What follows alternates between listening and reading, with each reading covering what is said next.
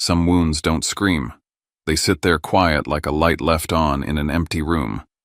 And years later, one smell, one sentence, one sound of a suitcase rolling on a driveway can drag us right back to the moment we realized we were alone, and no one was coming. Tonight's story isn't here so Chung Ta can enjoy someone getting what they deserve, and it's not here so Chung Ta can point a finger and feel clean. It's a story about what neglect looks like when it's dressed up as independence. About a child being handed $20 like it's a plan. About a mother smiling like this is freedom. And a kid swallowing fear like it's dinner. The title is, At 11. My mom left me with $20 and went to Europe for a month. When they returned, I need you to stay with me because the day they finally came back, what my mom saw inside that house made her freeze, then gasp. No, this can't be happening. Not because it wasn't real, but because it was the first time she was forced to look at what she'd done. Now, let's go back to the beginning. My name is Zephyr Kane Hollis. I don't tell this for pity. I tell it because I needed someone to hear me back then, and maybe you've needed that too. Before I share my story, can you say hi in the comments or tell me where you're watching from? Sometimes knowing someone is there makes all the difference. And if you can hit subscribe. Not because I'm chasing numbers, but because stories like this don't get told unless someone stays. Thank you. And now, let me tell you everything. I didn't always live by paperwork, but paperwork is how I survived. That sounds dramatic until you've watched a grown adult smile at you like nothing's wrong while you're holding a truth that can ruin their life. Tonight I'm in a small office off Bay Street in Savannah, the kind of room that smells like stale coffee and printer toner. The kind of room where the air conditioner never quite gets the temperature right. I'm supposed to be finishing a compliance review for a client number's risk flag signatures, but my screen is filled with a different kind of file. A minor. Left without supervision. Parents out of the country. No verified caretaker. One line in the report hits me like a fist because it's not just a sentence, it's a sound. It's a door shutting. Guardians departed internationally for extended travel. Child remained in residence without supervision. I tell myself it's work, that I'm 31 and this is just another case. But my hand moves on its own, scrolling past the summary and straight into the parts my body remembers: timeline, call logs, supporting evidence. The clinical language doesn't fool me. I know what those words look like when they're real. I know what they smell like. Dust on a kitchen counter. A fridge that hums too loud because there's nothing inside it to muffle the sound. A house that feels bigger every hour you're alone in it.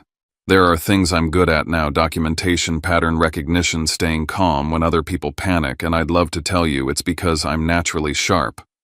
It's not. It's because when I was 11, I had to record my own reality before someone older and louder rewrote it for me. My name is Zephyr Kane Hollis, and the first time I learned what evidence meant wasn't in a courtroom. It was in my mother's kitchen. I can still feel the paper of that $20 bill in my palm like it's happening right now. Not crisp, not new, crumpled and soft at the corners from being shoved into a pocket and forgotten. It was warm too because my hand was sweating so hard I could feel it soaking the ink. It was last summer. Savannah was doing what Savannah does: heavy heat sunlight that made the street shimmer, a lazy breeze that didn't actually cool anything. Outside, everything looked normal. Kids riding bikes down our tree-lined block, neighbors watering their lawns, a dog barking at a delivery truck like it was protecting the whole city. Inside our house, there was this strange, bright energy that wasn't for me. It was for leaving. My mother, Marla Hollis, swept through the hallway like she was late for something important, except the important thing wasn't me. She had on a light trench coat even though it was warm because she was always dressed like she might be photographed.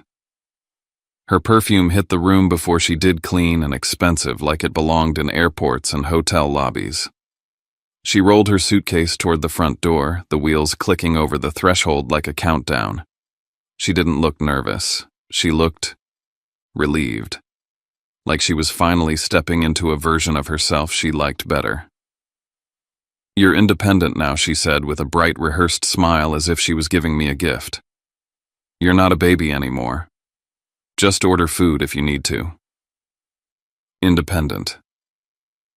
That was her word, not mine. She said it like it meant freedom. It felt like abandonment with a prettier label.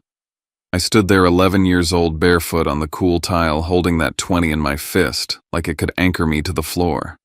No babysitter, no neighbor on standby, no list on the fridge that said what to eat, when to eat, who to call if something went wrong. Not even a real goodbye. She leaned down, pressed a quick kiss to my forehead, and it was so fast it felt more like a stamp than affection. My dad, Derek, was there technically. He moved through the room with a phone glued to his ear, half listening, half nodding already elsewhere. He carried bags like an assistant, not a parent. His voice stayed light, casual, like the world was just a series of errands and deals. When he glanced at me, it wasn't to check my face. It was to make sure I wasn't making a scene. "You'll be fine," he said into the phone, then to me without changing tone, as if I was part of the same conversation. "Be good for your mom. Be good." Like this was about behavior, like my job was to make their trip easier. I wanted to ask 100 questions. Who's coming over? What if the stove won't light? What if I get sick? What if someone knocks on the door? What if I run out of food? But every question felt like it would make me look small, and in our house, small was something you got punished for. My mother loved the idea of me being mature the way she loved the idea of a perfect family photo. Clean lines, no mess. No need. She didn't say I'll call every night. She didn't say Mrs. Barrow next door has a key. She didn't say your school knows. There was no safety net because a safety net would mean admitting there was something to fall from. Instead, she reached into her purse, pulled out a shiny credit card, and placed it on the kitchen counter like it was a solution. The card caught the light, looked official, looked grown up. She tapped it with a manicured nail. "Emergency card," she said.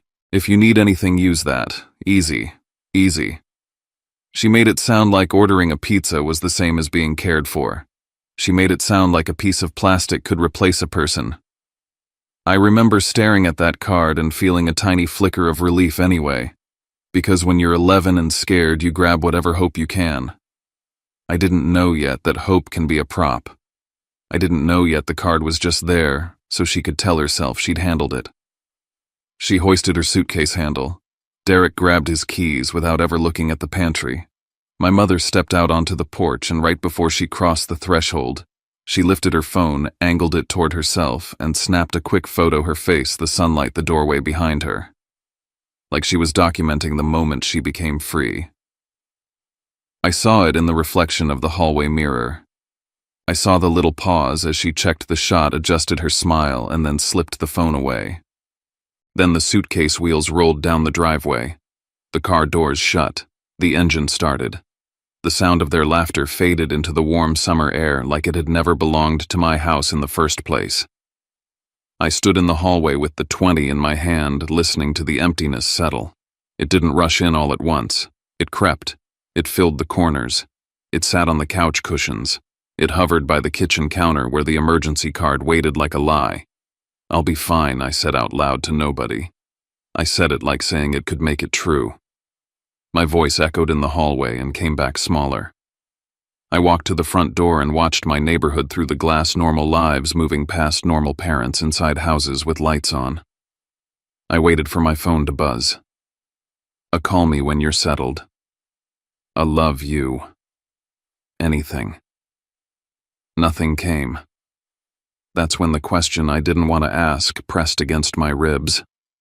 What happens if the only safety they left me is fake?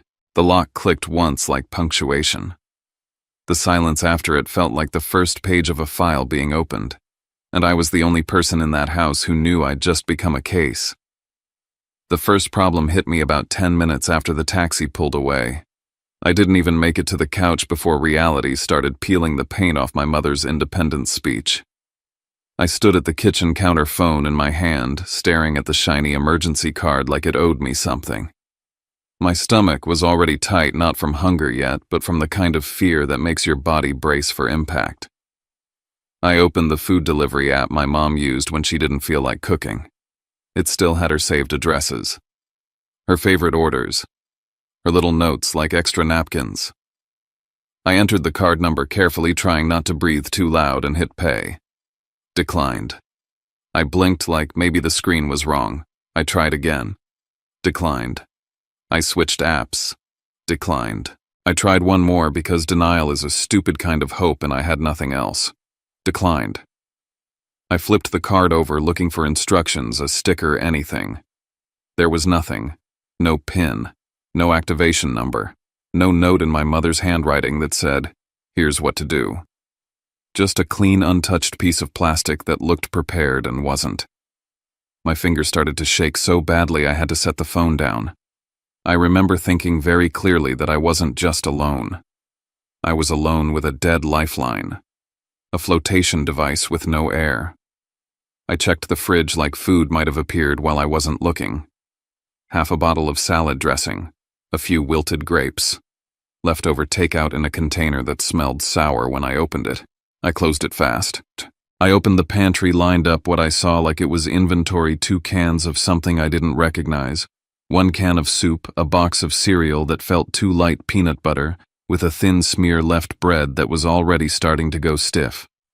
I did the math without calling it math. If I was careful, if I rationed, if I didn't grow too fast, if I didn't get hungry the way kids are supposed to get hungry, I could make it stretch. Day 1. I tried to turn it into a game because games make you feel like you chose the rules. I sliced the bread as thin as I could, spread peanut butter so carefully it barely covered the surface, and told myself real survivors knew how to make things last. I poured cereal into a bowl and stared at it for a second like it was precious, then ate it slowly, trying to trick my stomach into gratitude. I even laughed once, an ugly little sound, thinking someday I'd tell this story, and it would sound wild and impossible, and people would say, "No way." By the end of that first afternoon, it stopped being funny. The house wasn't just quiet. It was loud in the wrong ways. The refrigerator hum, the air conditioner clicking on and off, the creak of floorboards when I moved like the house was paying attention. I turned the TV on just for noise and let random daytime shows fill the room so I wouldn't have to hear my own breathing. At some point, I wandered toward the hallway where the phone sat on a little table. We still had a landline then, mostly for show, mostly because my mom liked the idea of a proper home. My eyes landed on a small note taped beside it. I hadn't noticed it earlier because I wasn't looking for traps yet. The paper was pale yellow, the handwriting neat and sharp, my mom's. It said, "Don't bother the neighbors. Don't embarrass me." I read it twice like maybe I was misunderstanding. The words didn't change. They just got heavier. That was when something in me shifted. Because it wasn't just that she'd left. It was that she'd left me with a rule designed to keep me quiet. A little leash made of shame. A reminder that her reputation mattered more than my safety. I pictured Mrs. Helen Barrow next door, an older woman who always waved, who smelled like laundry soap and cinnamon, who once offered me cookies when my mom forgot it was the class bake sale. I pictured walking to her porch and knocking. And then I pictured my mom's face when she found out I'd made a scene. The fear of her anger wrapped itself around my throat tighter than hunger did. I put the note back exactly where it was, like moving it would be a crime. Then I stared at the front door. The street outside looked the same as it always did, sunlight through Spanish moss, neighbors, walking dogs, kids laughing somewhere down the block. It felt like a different planet because none of those people knew. If I walked out there, I would have to explain why I was alone. I would have to answer the question adults always ask first, the one that decides whether they believe you. Where are your parents? I tried to find a way around that question. I went into the garage holding the emergency card like maybe the problem was me. Maybe I could drive to the store. Maybe I could fix it. The garage smelled like hot concrete and old oil. My dad's car sat there like a promise I couldn't cash. I didn't have keys. Even if I did, I was 11. I climbed into the driver's seat anyway because kids do stupid things when they're desperate. I wrapped my hands around the steering wheel and stared at the dashboard like it might light up if I willed it. It stayed dead. Of course it did. I wasn't trapped in a house. I was trapped in being a child.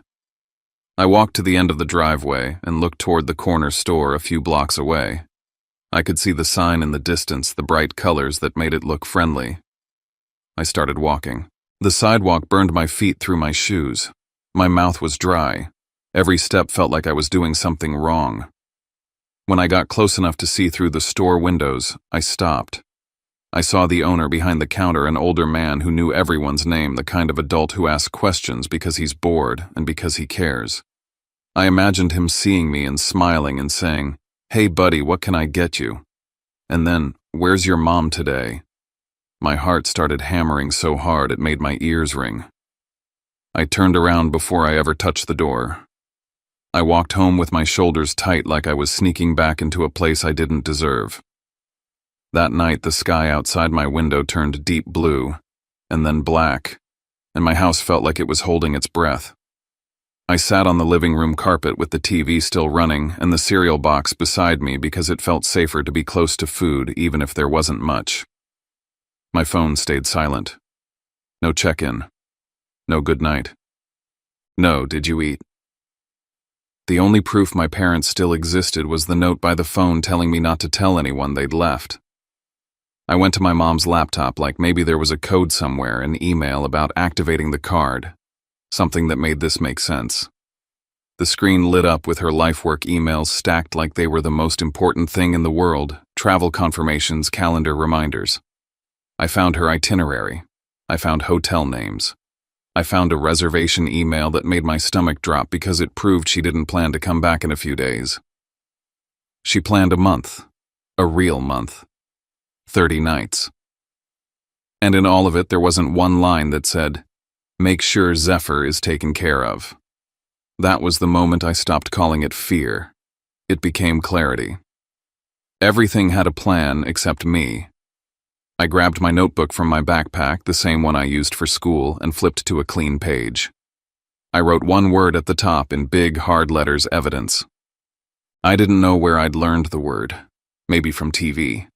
Maybe from the way adults talked about consequences when they wanted you to behave. I just knew I needed something that couldn't be argued with later. Under the heading, I started writing like a report. Date. Time. Parents left for Europe for 1 month. Left me with $20. Emergency card declined, not activated, no PIN, no babysitter, no neighbor informed, no check-ins, pantry inventory. I listed what I had left down to the last half-empty cereal box because numbers feel safer than feelings. As I wrote, my hands steadied, my breathing slowed. The house didn't get warmer, and my stomach didn't fill, but something in me stopped floating.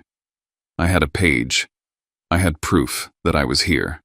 Proof that this was happening. Proof that if something went wrong, it wasn't because I was dramatic or ungrateful or not independent enough. I stared at the word evidence until my eyes burned. Then I looked around my kitchen, the dead card on the counter, the quiet phone, the empty spaces where a parent should have been, and a new kind of question formed sharper than hunger. If this is a file, who do I hand it to? And when adults finally look at it, will they believe the kid? Or will they believe the people who left him behind? By the second morning, my body started learning a new schedule, one my mother hadn't planned for. Wake up hungry. Stand up too fast and see the room tilt. Pretend you're fine because the alternative is admitting you're not. I washed my face in cold water until my skin stung, then stared at myself in the bathroom mirror like I could talk strength into my eyes. 11-year-old me looked smaller than I remembered. My cheekbones were sharp in a way they hadn't been before, and my lips were dry from breathing through my mouth at night. I packed my backpack slower than usual because moving slow made the day feel like it might last longer, like I wasn't racing toward the moment someone would notice something was wrong. I kept telling myself I just had to get through school. School was structure. School was people. If I could act normal, there maybe the rest of it would stay contained. The walk to the bus stop felt like walking through someone else's life. Savannah was bright and casual, the kind of morning where neighbors waved with coffee cups and kids argued about summer plans. I watched a dad tie his son's shoe on the curb like it was nothing, like care was the most natural thing in the world. My stomach clenched so hard it hurt. Not jealousy exactly, more like confusion. Like I'd been dropped into a place where the rules were different and nobody bothered to explain them to me. In class, hunger didn't feel like an empty stomach. It felt like fog. The teacher's voice came through like a radio in another room, and the words on the board didn't settle in my brain the way they normally did. I kept my face smooth anyway. I smiled when the other kids joked. I nodded when someone asked if I'd finished a worksheet. I learned in real time how to laugh without letting it touch my eyes. At one point, I stood up to sharpen my pencil, and a wave of dizziness rushed over me so fast I grabbed the edge of my desk. My vision pinched at the corners dark for a second, then snapped back. I sat down like nothing happened, like I hadn't just felt my own body betray me. When lunchtime came, I realized I'd made a mistake I couldn't hide as easily. Kids don't notice much until they do, and lunch is when they're looking. I opened my bag and found the sad little sandwich I'd packed bread so thin it felt like paper peanut butter spread like a stain. No fruit, no snack, no drink besides tap water in a bottle I'd rinsed too many times. A boy behind me leaned over and wrinkled his nose like he'd smelled something weird. "That's it?" he asked, half joking. My cheeks burned. I shrugged like I didn't care. "I'm not that hungry," I lied, even though the lie made my stomach growl in protest. Mrs. Klein, my homeroom teacher, stopped by my table while I chewed slowly, dragging time out like I could make food appear if I was patient enough. She watched me a little too long. Teachers have a look when they're adding things up in their heads, and I saw it flicker across her face. "Zephyr," she said gently, "did you forget your lunch money today?" Her voice was soft, but the question felt like a spotlight. A couple kids glanced over. I shook my head fast. "No, ma'am. I'm good." She didn't move right away. "You seem a little off. Everything okay at home?" That was the door, the simplest door in the world. All I had to do was step through it. All I had to do was tell the truth. But my mother's note by the landline, "Don't bother the neighbors. Don't embarrass me," might as well have been carved into the wall of my skull. I heard her voice in my head, calm and deadly. "Why would you tell people our business? Do you know what that makes me look like?" I forced a small smile. "Just tired," I said. "We had a late night." Mrs. Klein's eyes narrowed slightly, not in anger and concern. "Make sure you're eating okay. If you need anything, you can come see me." She touched the back of my chair like a promise and walked away. I sat there after she left, staring at my sandwich like it was evidence of something I couldn't name out loud. I wasn't just hungry. I was performing. Every hour, every answer, every smile was a mask designed to protect two adults who weren't even in the country. After school, I stood in the hallway with my backpack strap cutting into my shoulder, watching kids get picked up. Cars rolled up. Moms leaned out windows. Dads shouted reminders. Somebody's grandma handed out popsicles like it was a holiday. I waited for the bus and tried not to look like I was waiting for anything else. On the ride home, I pulled my phone out and opened my messages with Lila Bennett. Lila was my best friend, the kind of friend who knew my favorite candy and the exact way I liked my haircut. Her name glowed on the screen like safety. My thumbs started moving before I could stop them. I typed "My mom left. I'm alone. I don't know what to do." Then I stared at it, my throat tightening. I imagined her reading it. I imagined her mom reading it over her shoulder. I imagined it spreading through the tiny web of parents who all knew each other in Savannah. I imagined my mother coming home to whispers to looks to the kind of pity she hated more than anything. I deleted the whole thing until the text box was empty again. I tried again. I typed, "Can you come over?" I erased that too. In the end, I sent something harmless, something that sounded normal. "Hey, did you do the math homework?" The little delivered checkmark appeared. No reply. I stared at my screen until it dimmed. Then I locked the phone like it was a weapon I didn't know how to use. The silence from my best friend didn't mean she didn't care. It probably meant she was outside somewhere laughing, living a normal day. But to me, it felt like being left behind all over again, left in a quiet house, and left in the world of kids who still had someone looking out for them. When I got home, the air inside our house was stale, like it hadn't moved since the door closed behind my parents. I went straight to the kitchen and opened the fridge again, even though I already knew what was inside. The light snapped on, revealing the same emptiness, but somehow it looked worse than the night before. I ate the last decent thing without meaning to 2 bites of leftover chicken that tasted like cold salt and guilt. Then I stood in front of the pantry and counted again. I wasn't counting food anymore. I was counting days. I pulled my notebook out and opened to the page that already said evidence. The words still looked strange in my handwriting, too big for an 11-year-old's life. I wrote with the blunt precision that made me feel steadier. Day 2. 8 thin peanut butter sandwich, cereal water. No calls, no check-ins. Card declined. I didn't write. I'm scared. I didn't write I miss them. I wrote facts because facts couldn't be argued with later. That night I went to my mom's laptop again. I told myself I was looking for the pin. I was. But I was also looking for proof of something that would make this feel like less of a choice and more of a mistake. I clicked through her email and found what I didn't want to find: confirmations for flights booked weeks earlier, hotel reservations across multiple cities, a color-coded calendar titled Europe Reset. It wasn't spontaneous. It wasn't a last-minute emergency. It was planned, polished, and protected. And in all those emails there was still nothing about me. No sitter, no neighbor check-in, no arrangement. Then I saw something else. An automatic message from my school system with a subject line like guardian acknowledgement required. It was dated before they left. A notice about a policy update, something parents were supposed to confirm with a click. It had been opened. Not confirmed. Just opened and left there like everything else that required responsibility. My stomach turned. That was when the last bit of hope fell away. This wasn't an accident. This wasn't forgetfulness. This was a decision made in advance. I sat back in the chair and stared at the screen until my eyes watered. The house was so quiet I could hear the laptop fan whirring, working harder than any adult in my life at that moment. I closed the computer slowly and looked around our kitchen: clean counters, staged fruit bowl with maybe one bruised apple, the emergency card still sitting there like a joke. I thought about what Mrs. Klein had asked me. Everything okay at home? I'd lied without blinking. I'd protected them without getting anything in return.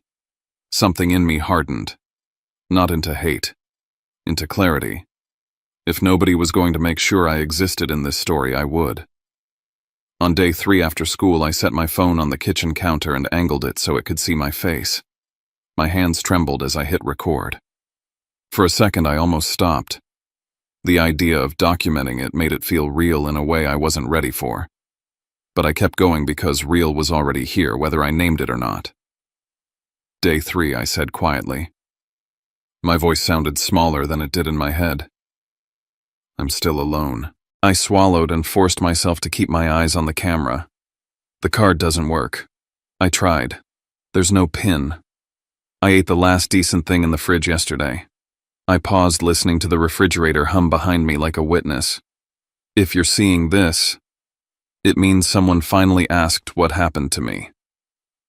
I stopped recording and stared at the screen for a beat. My face on the video looked tired, scared, and stubborn all at once. I saved the clip and locked my phone like I was sealing it in an evidence bag. My heart hammered so hard it made my ribs ache. Part of me hoped nobody would ever see it. Another part of me wanted it to explode in my mother's face when she came home, because this was something she couldn't talk her way out of. That night I lay in bed with my notebook tucked under my pillow like a secret weapon, and I listened to the house breathe around me. I kept thinking about that line I'd said to the camera. If you're seeing this, it means someone finally asked. The terrifying question underneath it was simple. What if nobody ever does? By day 4, my body stopped pretending. I woke up with a dull ache in my stomach that didn't feel like hunger anymore. It felt like something scraping. When I stood up, the room swayed and I had to brace my hand on the dresser until my vision stopped blurring. The sunlight coming through my blinds looked too bright, like it was mocking me for still being here, still doing the same routine alone. I drank water from the bathroom sink because it was the easiest thing to get without thinking. My hands shook so much the water splashed onto my shirt. I stared at the wet spot and felt my throat tighten with a kind of anger that didn't have anywhere to go. At school, the fog in my head got thicker. The teacher was talking, the class was moving pencils, scratching chairs, scraping, and I was floating above it like I wasn't fully in my own body. The board might as well have been written in another language. When I tried to copy notes, my handwriting came out uneven. I was aware of my own slowness in a way that made me panic because being noticed was dangerous. Being noticed could lead to questions. Questions could lead to the truth. Halfway through the morning, Mrs. Klein told me to stay after class. She waited until the other kids filed out, then closed the door softly behind them. "Zephyr," she said, lowering her voice, "you don't look well." "I'm fine," I said, automatically. She didn't accept it. "You've been pale all week. You didn't really eat at lunch yesterday. You got dizzy the other day. I'm sending you to the nurse." My stomach dropped. "I don't need yes." "You do," she said. Not harsh, just firm. "And I'm going to call home." The word home made my chest seize. I followed the hallway to the nurse's office like I was walking toward a cliff edge. The room smelled like antiseptic wipes and stale mints. The nurse took one look at me and her expression changed. "Sweetheart," she said, "did you eat breakfast?" I nodded too fast. "Yeah." She held my gaze like she'd been doing this long enough to know when kids lied to survive. "What did you eat?" I tried to answer and realized I couldn't come up with something believable. "Cereal," I said finally, because it was true, just not enough of the truth. She checked my temperature, then took my blood pressure, and the cuff squeezing my arm felt like a question I couldn't dodge. She asked for my parents' numbers. I gave them, my voice steady even though my insides were shaking. I watched her dial. I watched her listen. I watched her frown when it went to voicemail. She tried again. Same result. She wrote something on a clipboard with a slow, deliberate motion, the kind that becomes a record. "I'm going to leave a message," she said. "And I'm going to notify the front office that we can't reach your guardians." My mouth went dry. "They're busy," I blurted too quick. "They travel a lot." She didn't argue. She just nodded in that careful way adults do when they're trying not to scare a child while their mind is already moving toward a bigger protocol. "Okay," she said, "but we need someone to check on you." I went back to class with a pass in my hand and a new weight in my chest. I could feel the school system clicking into place around me, slow at first, like gears catching. The office would document the missed calls. The nurse would log the symptoms. Mrs. Klein would remember my face. And if my parents didn't respond, the school would keep trying. Not because they were dramatic, because this was what responsible adults did. On the walk home, I tried to tell myself I could still hold it together until my parents came back. I was repeating that lie when my foot caught on an uneven piece of sidewalk. I stumbled hard, my backpack pulling me sideways, and for a second, the world lurched. I threw my hands out and managed not to fall, but the shock of it sent my heart racing. It wasn't the near fall that scared me. It was the thought that followed like a shadow. If I hit my head, if I broke something, if I couldn't get up, no one would know. No one would be there to take me to a doctor. No one would sign anything. No one would even be able to say when it happened. When I got home, I went straight to my notebook and wrote it down like a report. Day 4. Time approximate. Nearly fell, due to dizziness. No adult supervision. Risk injury with no immediate care. I added a note to take a photo if anything happened again. It felt insane documenting my own danger like it was a job, but it also made me feel less like prey. If I couldn't control what happened, I could control what was recorded. Later that afternoon, I tried to open one of the cans in the pantry. I didn't have a proper can opener because my mom never cooked anything that required one. I used a dull kitchen knife the way I'd seen people do in movies, which was the kind of decision an 11-year-old makes when he's hungry and nobody is there to stop him. The blade slipped. Pain flashed white-hot across my finger. I froze, staring at the thin line of blood like my brain couldn't process it. Then the blood started running faster and panic rose in my throat. I wrapped my finger in paper towels and pressed hard, breathing fast. My mind sprinted ahead to the worst case with the same cold logic I'd learned from my own fear.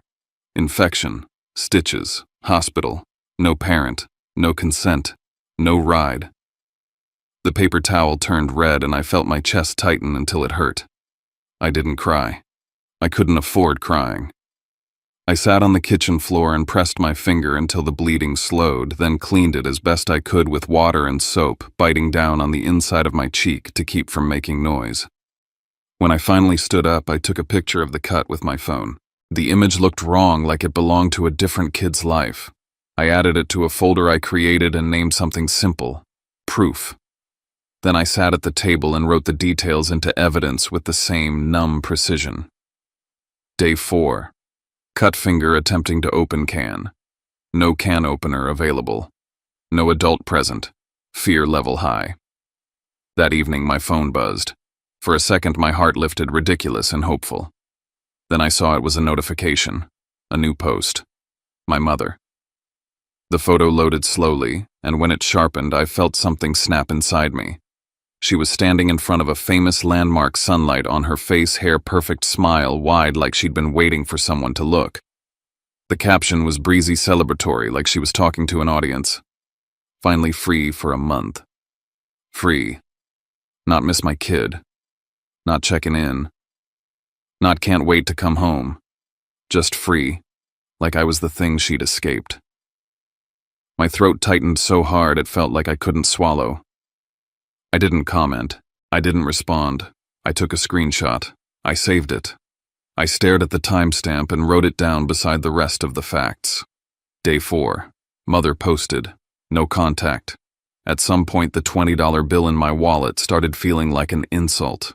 It wasn't money. It was a prop.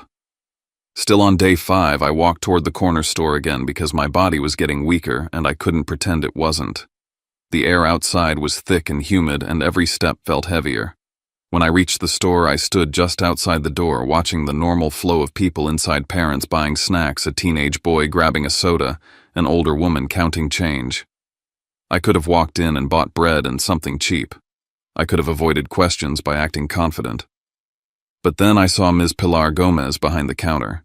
She'd seen me before a few times with my parents, always polite, always quick. Her eyes landed on me through the glass and stayed there a beat too long, like her instinct was already catching on. She stepped closer to the counter, head tilting slightly. Even through the closed door, I could feel her question forming. "Are you okay? Where are your people?" My heart pounded. I turned away before she could open her mouth. I walked back home with my fists clenched, furious at myself and furious at the invisible leash my mother had left around my neck. Don't embarrass me. Don't bother the neighbors. Don't let anyone see. When I got back to my house, the mailbox flag was up. There was an envelope inside with the school's logo on the corner. My stomach dropped as I slid it out. It was a notice, formal language, something about inability to reach guardians, request for confirmation, follow-up required. The kind of paper adults take seriously. I stood in the doorway reading it, and I felt the world shifting again, gears turning faster now. The landline rang that evening. The sound was so sudden I jumped. It rang again, then again, filling the quiet house like an alarm. I stared at it across the room. If I picked up, I might hear the school. I might hear a responsible adult asking a question I couldn't dodge anymore. If I didn't pick up, I might lose the only chance for someone to notice before something worse happened. The phone stopped ringing. My chest burned with regret so sharp it felt like pain. A moment later, my cell buzzed with a missed call from an unknown number, then a second missed call, then a voicemail notification. I didn't listen. Not yet. I couldn't. My fear had become its own cage, and I was the one holding the lock. I went to the kitchen, opened my notebook, and wrote the new facts anyway because facts were the only thing that didn't punish me for existing. Day 5. School attempted contact, mail received. Calls missed, parents still unreachable.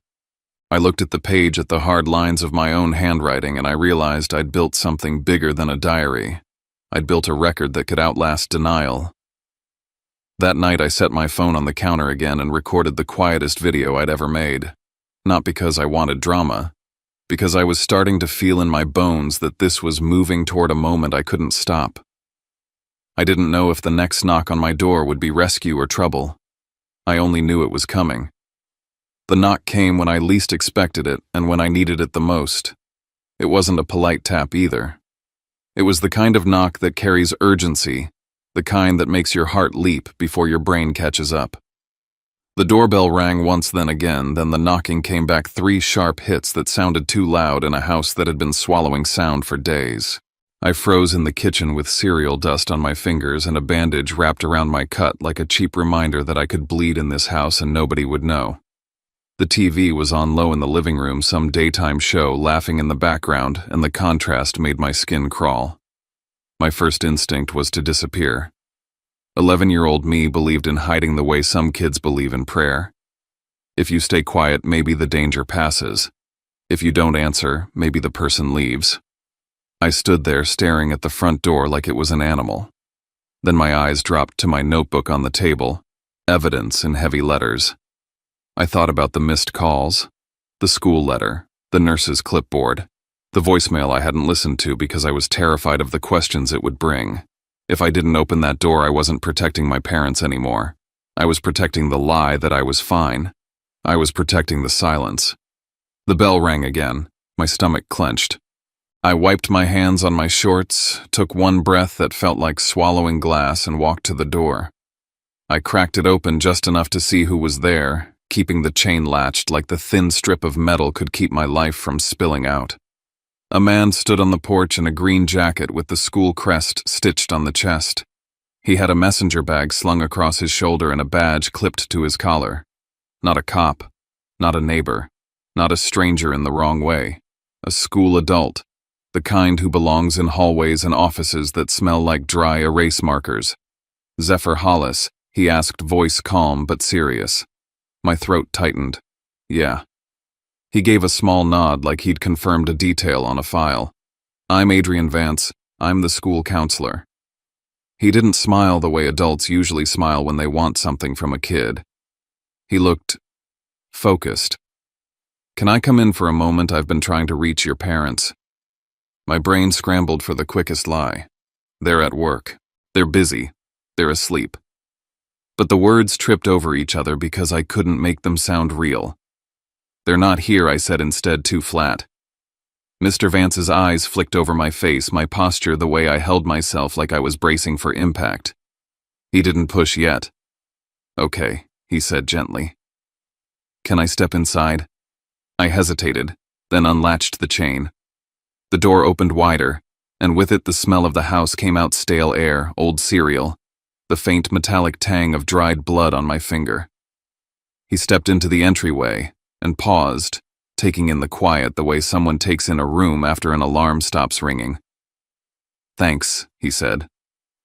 I'm not here to get you in trouble. Those words hit me in the chest because I didn't know if I believed them. In my world, adults always meant consequences. He followed me into the kitchen, and the house betrayed me before I could even decide which version of the truth to tell. The fruit bowl was almost empty. The sink had a couple dishes I'd been too tired to wash. The pantry door was slightly open, revealing more space than food. The emergency card sat on the counter where my mother had left it, shiny and useless. My notebook lay open on the table because I'd been writing in it earlier and forgot to close it. The word evidence stared up like it wanted to speak for me. Mr. Vance's gaze moved slowly, careful not to look like accusation, but his eyes didn't miss anything. Zephyr, he said. Where are your parents? The old instinct surged. Protect them. Make it smooth. Keep the family looking normal. They're out of town, I said. He waited. How long? I swallowed. A little while. His eyes shifted to my bandaged finger. Did you do that at school? I shook my head. At home. Another pause. His voice lowered, not threatening, just direct. Are you alone here? My mouth went dry. This was the line. The one where if I crossed it, nothing could go back. I glanced at the notebook without meaning to, and it felt like the page had weight, like it pulled my gaze the way gravity pulls an object. If I lied, I would be lying on top of my own record. Yes, I whispered. Just me. Mr. Vance's expression changed in a way I'll never forget. It wasn't anger. It was something sharper, professional concern switching into action. He pulled a chair out and sat at the table like he was grounding himself so he didn't react too fast. He motioned for me to sit across from him. Okay, he said quietly. How long have you been alone? I stared at my hands. The bandage was already slightly gray at the edge from wear. About a week, I said. Almost. And your parents are? We're Europe, I said, and the words sounded unreal coming out of my mouth. They said a month. His eyebrows rose and his jaw tightened. He didn't hide it. A month, he repeated like he was tasting the wrongness of it. Zephyr, who was supposed to check on you. No one, I said. My voice was steadier now, not because I was brave, but because once you say the truth, your body stops spending energy trying to hold it down. They left me $20. And that card. I nodded toward the counter. But it doesn't work. It's not activated. I tried. Mr. Vance stared at the card, then back at me, as if he was counting all the points where this crossed into danger. Do you have enough food? I gave a short laugh that didn't sound like me. Not really. He leaned forward, hands folded on the table. Zephyr, I need to be very clear with you. His voice stayed calm, but there was steel in it now. Leaving an 11-year-old alone for a week, let alone a month, without supervision, with limited food and no plan is not okay. It's dangerous. The word that came next made my heart thud hard. It can be neglect, he said. There are laws about this. Neglect. Laws. Those were words adults used in serious voices on TV. I'd never heard them aimed at my kitchen table. What happens if someone finds out, I asked, and my voice came out small again despite my effort. He didn't flinch. He didn't sugarcoat it. He didn't try to scare me either. Child Protective Services can get involved, he said carefully. There can be an investigation. Your parents may have to answer questions. There could be consequences. Consequences. My mother's favorite word. She used it like a weapon when I left a mess or forgot a chore. Actions have consequences, Zephyr. I heard it in my head like an echo. Mr. Vance watched my face, then glanced at the open notebook. Is that your notes? He asked. I hesitated, then slid the notebook toward him. The pages weren't dramatic. They were dates lists, the cold line of no calls, no check-ins, the near fall, the cut, the screenshot timestamps I'd copied down. His eyes moved across the page, and something in his posture tightened. You've been documenting, he said softly. I didn't know what else to do. I admitted. I didn't want someone to say I was lying. He nodded slowly. That's smart, he said, and the word smart hit me in a strange place because it didn't feel like praise. It felt like recognition. You shouldn't have to do this, but you're doing exactly what helps the truth stay intact. He looked at me directly. Do you want help, Zephyr? The question hung in the air like a held breath. Help meant adults. Adults meant exposure. Exposure meant my mother's anger, my father's denial, the collapse of the image they guarded like it was more fragile than me. Part of me wanted to say no and wait it out to survive quietly and then pretend the month was a bad dream. But another part of me, older than 11 even then, was tired of being invisible. Yes, I said finally. My voice shook, but the word landed solid. I do. Mr. Vance didn't rush to congratulate me or comfort me. He just asked, "What do you need?" I swallowed hard. I want them to see it, I said. I want people to see what this actually was, not what they say it was. I don't want them to talk their way out of it. His eyes softened, but his tone stayed firm. Okay, he said. First, we make sure you're safe. Then we make sure the right people hear what happened. He stood and stepped into the hallway with his phone, turning his back slightly as if giving me privacy while he did the thing that would change everything. I stayed at the kitchen table with my notebook open and my phone beside it like two pieces of me laid out on display. Through the wall, I heard fragments of his voice, controlled, professional, specific. Student is alone, he said, 11 years old. Parents out of the country. No verified guardian. Limited food. We've attempted contact multiple times.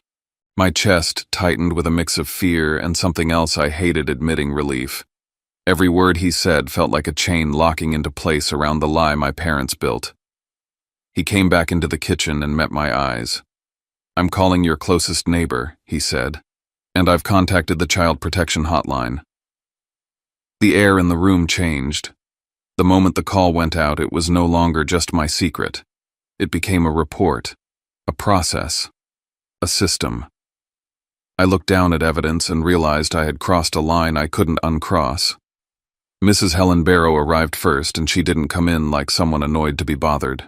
She came in like someone who'd just realized a child had been drowning next door while she watered her plants and waved hello. Mr. Vance opened the door for her, and she stepped into my kitchen with both hands held close to her chest, as if she was trying not to break something fragile. She was in her late 60s, hair pulled back, wearing a loose cardigan that smelled faintly of vanilla and laundry soap. Her eyes found me immediately, and I saw the shock hit her face in layers. My pale skin, the bandage on my finger, the tight set of my shoulders, the emptiness around me. "Oh, honey," she breathed, and her voice sounded like a door opening. "Zephyr, why didn't you come to me?" The question stabbed deep because it wasn't accusation, it was grief. I stared at the floor because looking at kindness felt like looking at something I wasn't allowed to touch. I didn't want to bother you," I said, and the words tasted like my mother's note. "And my mom." I stopped. Mrs. Barrow's eyes moved to the landline table and the little yellow paper taped beside it. She crossed the room and read it, and her mouth tightened. She turned back to me slowly. "She told you not to ask for help," she said, more statement than question. I nodded once. My throat burned. "They always said I was mature," I whispered. "They said I could handle things. I thought if I asked for help, it meant I wasn't what they wanted me to be." Mrs. Barrow's face crumpled in a way that made her look younger, like she was letting herself feel the full horror. She reached out and touched my shoulder, gentle. "Asking for help isn't weakness," she said. "It's survival. And no child should be trained to protect an adult's pride." Mr. Vance stood nearby, watching her take in the room, the empty fruit bowl, the thin pantry, the emergency card. He didn't interrupt. He let her see it because the house did its own talking. When the caseworker arrived, she came with a calm that made everything feel official. Her name was Tessa Lang. She introduced herself at the door with a badge and a soft voice that didn't rise or fall, like she'd learned how to keep children from panicking while keeping adults from dodging. She stepped into the kitchen, greeted Mrs. Barrow and Mr. Vance, then focused on me. "Hi, Zephyr," she said, kneeling slightly so her eyes were level with mine. "I'm here to make sure you're safe. Can you tell me how long your parents have been gone?" 7 days, I said. "They planned a month. Have any adults been checking on you?" "No," I said, and the word felt both heavy and clean. "Have your parents called you?" I hesitated, then pulled my phone out and opened the messages. "Not really," I said. She sent a picture. I showed her the selfie, my mother smiling in bright European sunlight, caption talking about freedom. Tessa didn't react dramatically. She didn't sigh or shake her head like she wanted to be the hero of my story. She just nodded once slow and asked, "May I take note of that?" "Yes," I said, and my fingers moved without trembling now. I took screenshots. I made sure the timestamp was visible. I showed her my call log, missed calls from school numbers, and no incoming calls from my parents. Facts on a screen that didn't care about excuses. Tessa stood and began looking around the kitchen with permission, not invasion. She opened the fridge and paused. She opened the pantry and paused longer. Her eyes lingered on the expired leftovers, the thin cereal box, the lack of anything that could sustain a child for more than a day. She turned to the counter and picked up the emergency card. "Have you used this?" she asked. "It declines," I said. "No PIN," Mr. Vance added. He tried multiple apps. He documented the attempts. Tessa nodded, making notes. Then she asked if I had any written record. I slid the notebook toward her, and the word evidence sat at the top, like a label on a file. She flipped through slowly, careful not to tear anything, and I watched her eyes change the same way Mr. Vance's had concern, turning into certainty. "You've done a good job recording," she said. "I'm sorry you felt like you had to." While they spoke in low voices about next steps, I slipped away for a moment and set my phone up on the counter again, angled toward the fridge. My hands moved with a strange steadiness, like this wasn't me being dramatic. It was me making sure the reality existed outside my body. I hit record and panned slowly across the nearly empty shelves, the quiet kitchen table, Tessa's bag resting on a chair like an anchor dropped into my life. "This is what the house looked like when people finally noticed," I said quietly into the camera. "This is what my parents will walk into when they come back." I stopped recording and saved it immediately, heart thumping hard but clean. Not fear now. Not only fear. A kind of fierce clarity. If my mother ever tried to say there was plenty of food, if my father ever tried to laugh it off as a misunderstanding, the video would answer without emotion. Tessa came back to me and spoke with careful firmness. "Zephyr, for now you will not be alone again," she said. "We're arranging temporary placement while we contact your parents and determine the next steps. Mrs. Barrow has agreed to have you stay with her if you're comfortable." Mrs. Barrow's hand lifted immediately, palm open, like she was offering me a place to land. "Of course," she said. "He can stay with me as long as he needs." Tessa looked at me. "Is that okay with you?" I thought about my house at night, the way the silence got louder after dark. I thought about the landline ringing and me freezing instead of answering because I was trained to hide. I thought about my mother's caption "free" and how it felt like she'd cut a rope and called it self-care. "Yes," I said. "I want to stay somewhere I'm not invisible." The walk to Mrs. Barrow's house was only a few steps across a patch of grass, but it felt like crossing into a different life. Her kitchen smelled like onions and butter. Her table had placemats like someone expected people to sit down and eat. Her fridge was full, not just technically full, but full in a way that said someone planned for tomorrow. My stomach growled so loudly I wanted to disappear again, but she didn't tease or pity me. She just opened cabinets and started pulling things out like feeding a kid was the most normal duty in the world. "We'll make spaghetti," she said. "And you can help me if you want." I nodded because I didn't trust my voice. When the water started boiling and the smell of garlic hit the air, something inside me cracked, not into pieces, but open. The first bite later tasted like warmth and safety, and it made my eyes sting. I kept my face down, twirling noodles, pretending it was nothing. Mr. Vance stayed long enough to remind us quietly. Keep the grocery receipts, and the practicality of it made me feel seen in a strange way. Not seen as a victim. Seen as a witness with a record. Mrs. Barrow brought out a small envelope and slid the receipt into it like it mattered. Because it did. It proved what wasn't in my house before today.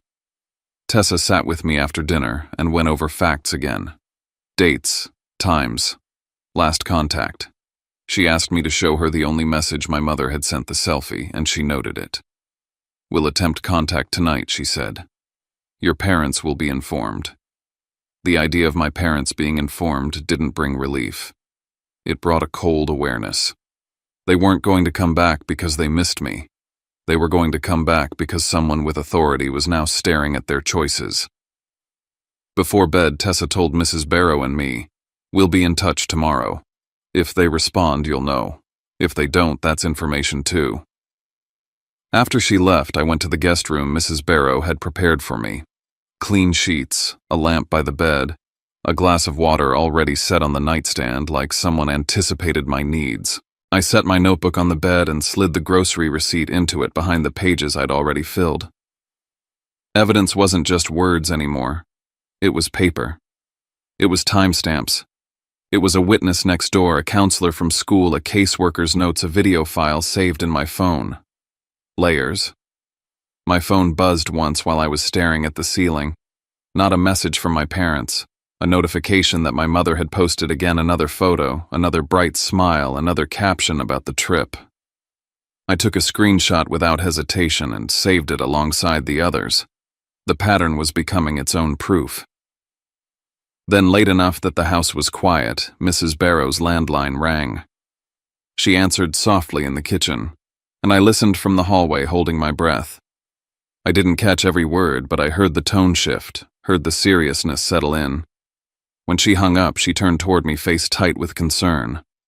"That was Tessa," she said. "She said your parents have been notified." I swallowed. "What did they say?" Mrs. Barrow hesitated, choosing her words carefully. "They didn't ask if you were okay," she said. "They asked what this was going to do to them." My chest went hollow, then strangely steady, because that confirmed what my notebook had been saying all along. Their silence wasn't forgetfulness. It was priority. I lay back down in the guest bed, the clean sheets unfamiliar against my skin, and stared at the dark ceiling. Somewhere out there across an ocean, my parents were being told that their month of freedom had turned into an investigation. And I could already feel the next part coming, like distant thunder calls, excuses, anger, maybe tears. Not for me, for the image they were about to lose. We went back to the house the morning they returned. Walking through the front door after days away felt like stepping into a version of my life that had been paused mid-breath. The air was stale, the rooms too quiet, the light unchanged, as if nothing important had happened here. But everything had. The kitchen was no longer just a kitchen. It had been turned into a place where truth would sit in plain sight and refuse to move. Tessa Lang arrived first, followed by her supervisor, Renee Maddox. Mr. Adrian Vance stood near the counter with his folder from the school tucked under his arm. Mrs. Helen Barrow stayed close to me, not touching, just present like a steady wall at my back. CPS placed their thick file on the table, the sound of it landing echoing louder than it should have. I opened my notebook myself and turned it to the first page, the word evidence written in dark, heavy letters. I set my phone beside it, the screen already awake, paused on the first frame of the video from day 3. My own face stared back at me from the screen, smaller, paler eyes too serious for an 11-year-old. Tessa asked quietly if I was sure. I nodded. I didn't want this handled around me. I wanted it handled in front of me. The sound of tires on the driveway came next, then the slam of car doors, then voices light and casual floating through the walls like nothing inside them was about to break. My heart started to pound, but my head stayed cold. I knew the order of things now. I knew the timeline better than anyone. The front door opened. My mom came in first, dragging her suitcase the same way she had when she left, coat still neat, sunglasses pushed up on her head like she was walking off a runway instead of into a reckoning. My dad followed, juggling bags, still talking about the flight, still half on his phone. Their voices stopped when they saw the kitchen. They didn't look at me right away. They looked at the adults, the badge, the folders, the number of people who clearly did not belong there. "What is this?" my mom demanded, dropping the suitcase handle. "Why are there strangers in my kitchen?" Her eyes snapped to me, then sharp and accusing, like I had rearranged the world without permission. My dad tried to smile, tried to smooth the moment the way he always did. "There's been some kind of misunderstanding," he said lightly. "We can clear this up." Renee Maddox stood and introduced herself, her voice calm and precise. "We're here regarding concerns about your son's safety while you were out of the country." My mom didn't ask if I was okay. She didn't ask how I was feeling. She asked who called you. That answer was already on the table. Mr. Vance didn't speak yet. Mrs. Barrow didn't speak. CPS let the silence do its work. My dad cleared his throat. "Zephyr is very mature," he said. "We trusted him. He had money. He had a card. He knows how to take care of himself." Renee slid the first document forward. "This is the activation record for the emergency card," she said. It was never activated. No PIN was set. Another page followed. "These are transaction attempts showing the card was declined when Zephyr tried to order food." Another. "These are photographs of the refrigerator and pantry taken during the first week of your trip." My mom crossed her arms. "Expired food doesn't mean he was starving," she snapped. Renee placed the call logs on top of the stack. "These are the phone records. One image sent from the airport. One selfie from Europe. No calls checking on your child." My dad's face lost its color. My mom shook her head faster now, defensive. "He's exaggerating," she said. "He's always been dramatic." Tessa turned to me. "Zephyr, would you like them to see the video you recorded?" My hand trembled as I reached for the phone, but I didn't hesitate. I tapped the screen, the kitchen filled with my own voice from days earlier. Small, careful, day 3. "I'm still alone. The card doesn't work. I ate the last decent thing in the fridge yesterday." The video moved slowly across the empty shelves, the quiet table, the stillness that had felt so loud at night. "If you are seeing this, it means someone finally asked what happened to me." My mom's hand flew to her mouth. She took a step back like the image itself had shoved her. "No," she whispered. "No. This can't be happening." My dad stared at the floor, shoulders sagging, the story he'd been preparing finally collapsing under its own weight. I didn't raise my voice. I didn't cry. I said the words my mother had drilled into me my whole life. "You always told me actions have consequences," I said quietly. "This is what your choice looks like." Renee read the decision aloud.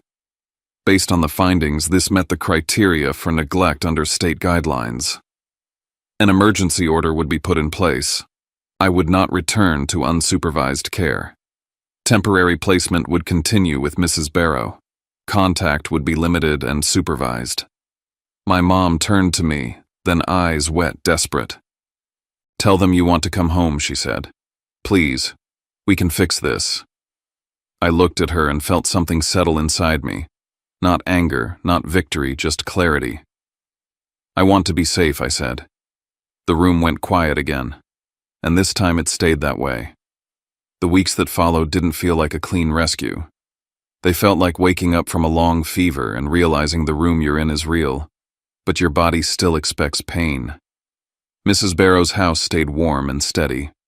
Breakfast smells, clean towels, someone asking how I slept like it actually mattered. And that warmth did something strange. It didn't erase the hurt. It made it sharper. Because once you know what normal care feels like, you realize how long you lived without it. I went to school with a new awareness that adults were watching, not in a cruel way, in a protective way. Mr. Vance checked in quietly, never making a spectacle of me. The nurse smiled at me like she was relieved to see color back in my face. Tessa called regularly, asking simple questions that built a record: how I felt, what I ate, whether I'd heard anything from my parents through approved channels. I kept writing, not because I was starving now, but because the habit had become my anchor.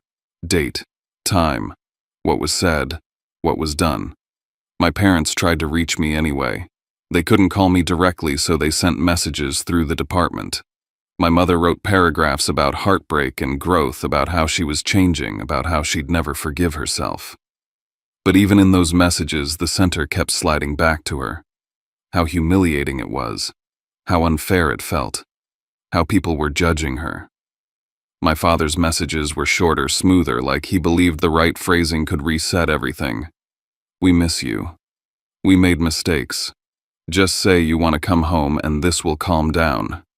And that was the hardest part, realizing they weren't fighting to understand me. They were fighting to regain control of the story. The hearing came faster than I expected. Family court in Chatham County didn't look like TV. It wasn't dramatic lighting and shouting lawyers. It was beige walls, fluorescent buzz, and the heavy smell of paper. The courtroom was smaller than my classroom. The judge sat up front with a tired kind of focus, like she'd seen every excuse adults could invent.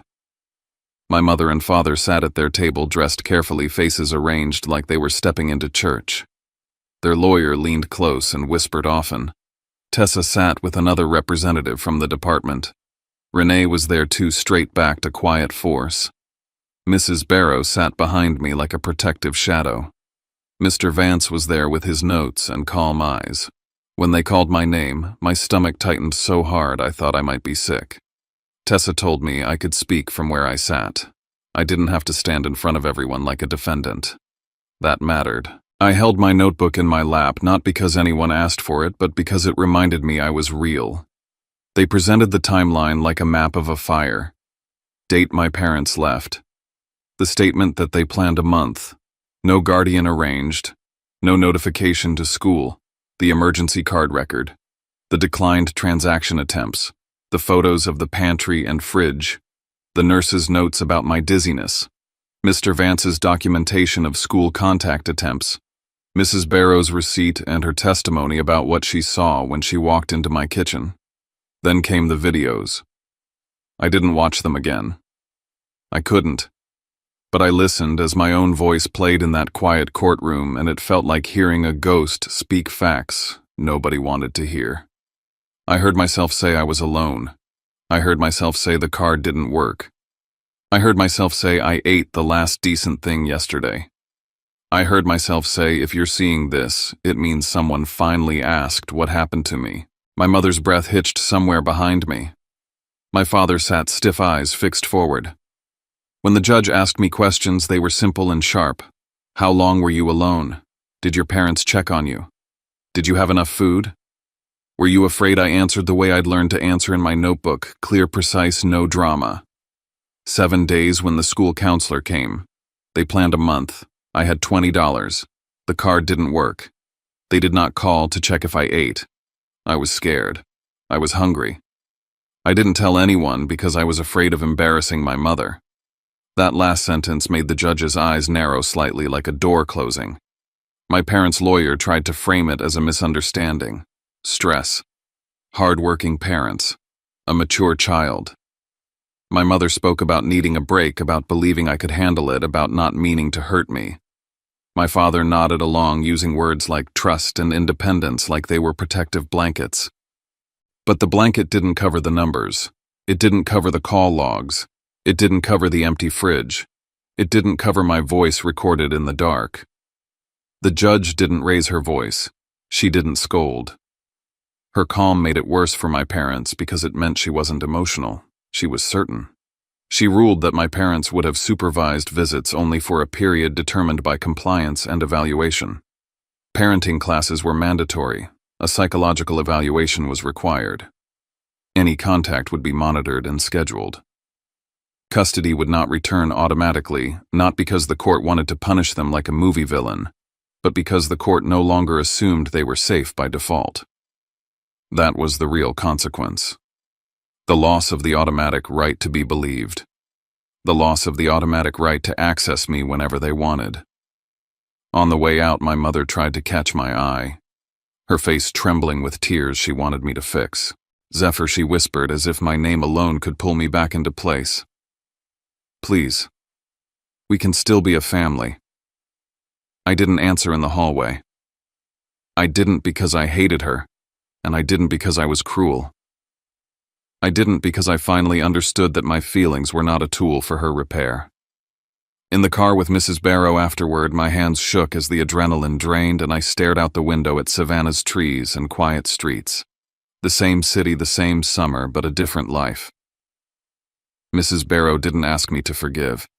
She just reached over and squeezed my shoulder once. You did the right thing, she said. You chose safety. Years later, that sentence still echoes. Safety. Not perfection. Not a clean, happy ending. Safety. I'm 31 now, sitting at a desk late at night in Savannah with a risk file open in front of me, and I can still smell that old kitchen when I close my eyes. I work in compliance and investigations because my brain learned early what it means when a person with power decides the story matters more than the child inside it. People like to think I chose this field because I'm good at patterns, because I'm meticulous, because I have the temperament for it. The truth is uglier and simpler. I learned to live by records because I once had to prove I existed in a house where love could be rewritten into independence and neglect could be called trust. My parents still try sometimes, through approved channels at first, later through careful rebuilding.